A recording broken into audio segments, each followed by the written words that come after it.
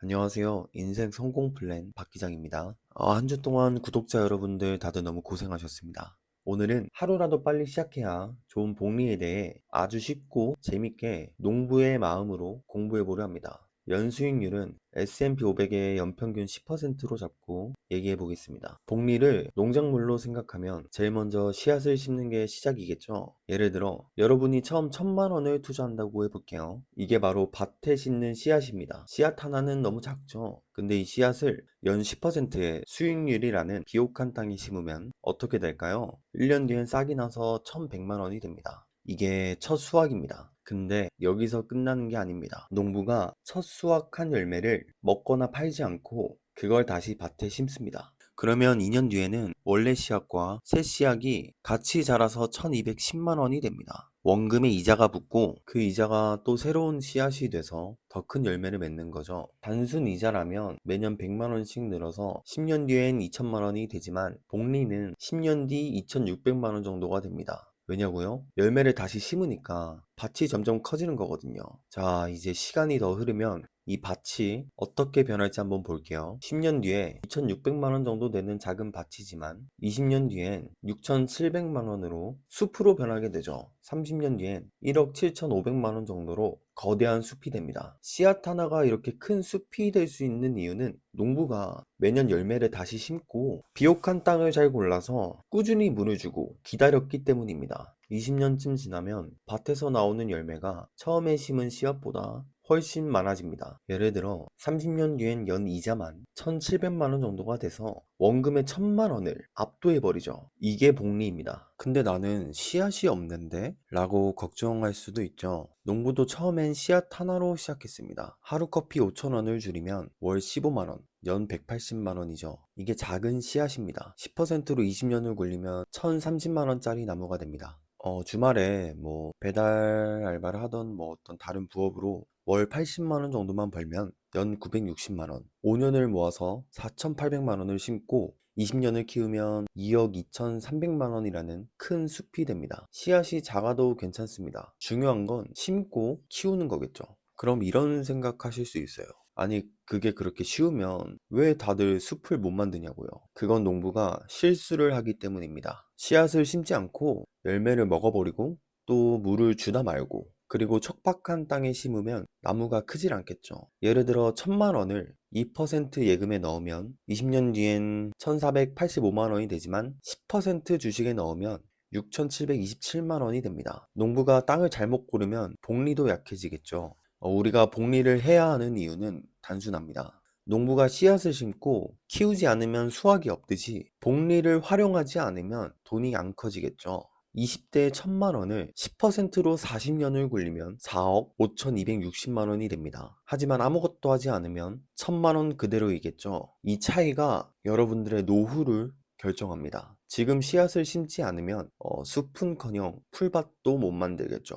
복리는 농작물처럼 꾸준히 키워야만 거대한 수확을 가져옵니다. 자, 그럼 이런 말 하시는 분들도 계시겠죠. 야, 연 10%가 그게 말이 쉽지? 연 10%가 말이 되냐? 라고 말하실 수도 있겠죠. 물론 연 10%가 항상 보장되는 건 아니겠죠. 시장은 오르내리니까 단기적으로 마이너스 20% 빠질 수도 있죠. 그런데 20년, 30년을 보면 평균 10%에 수렴합니다. 2008년 금융위기 때 S&P 500이 마이너스 37%였지만 10년 뒤 2018년엔 원래 수준을 넘어섰습니다. 복리는 이런 변동성을 이겨내고 숲을 만드는 힘을 줍니다. 처음엔 작게 느껴져도 괜찮습니다. 씨앗 하나가 숲이 되는 게 복리니까 꾸준히 하다 보면 어느 날 자산이 눈덩이처럼 불어나 있는 걸 보게 될 겁니다. 실패해도 괜찮습니다. 다시 시작하면 되죠. 중요한 건 지금 첫걸음을 떼는 겁니다. 여러분들은 이미 이 영상을 보고 있는 것만으로도 복리의 열차에 올라탈 준비가 됐다고 생각합니다.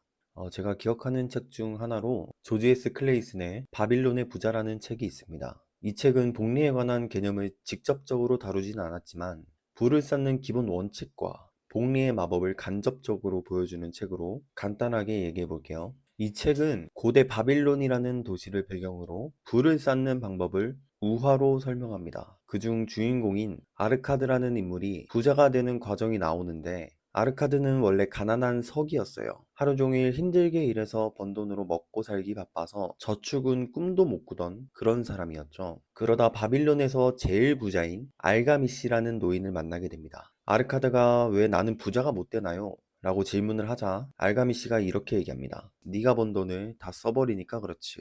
너의 재산의 일부는 반드시 지켜야 한다. 그러면서 구체적인 방법을 알려줍니다. 알가미시는 이렇게 조언했습니다.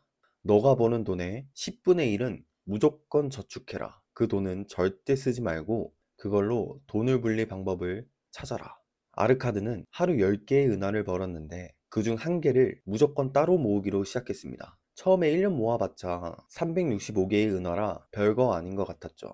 그런데 알가미 씨가 그 돈을 이자를 주는 곳에 맡겨봐라 라고 했습니다. 당시 바빌론에선 점토판에 계약을 새겨 돈을 빌려주고 이자를 받는 시스템이 있었는데 연 20% 이자를 주는 곳에 투자했습니다. 구체적으로 계산해보면 아르카드가 1년 동안 모은 365개의 은화를 연 20%로 투자했습니다. 1년 뒤에는 원금 365개에다가 이자가 73개가 돼서 438개가 되었고 2년 뒤에는 526개, 3년 뒤에는 631개가 되었습니다. 그런데 여기서 중요한 건 아르카드가 이자를 다시 쌓아두지 않고 재투자했다는 겁니다. 10년 뒤에는 원금 365개가 2590개의 은화로 불어났습니다.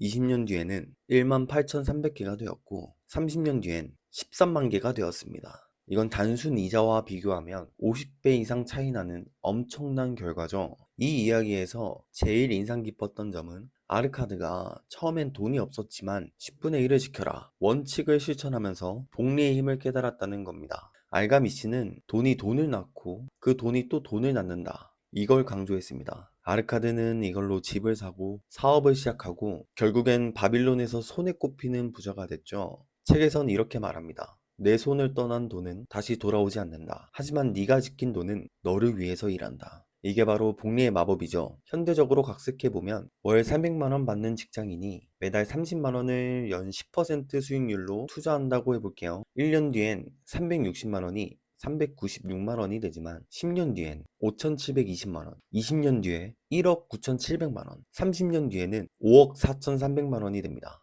이 책의 교훈은 복리가 부를 만드는데 시간과 꾸준함만 있으면 된다는 겁니다. 제가 이 부분에서 감동받았던 건 누구나 시작할 수 있는 단순한 원칙이 이렇게 큰 결과를 낳는다는 것입니다. 구독과 좋아요, 알림 설정 부탁드립니다. 영상 제작에 큰 도움이 됩니다. 감사합니다.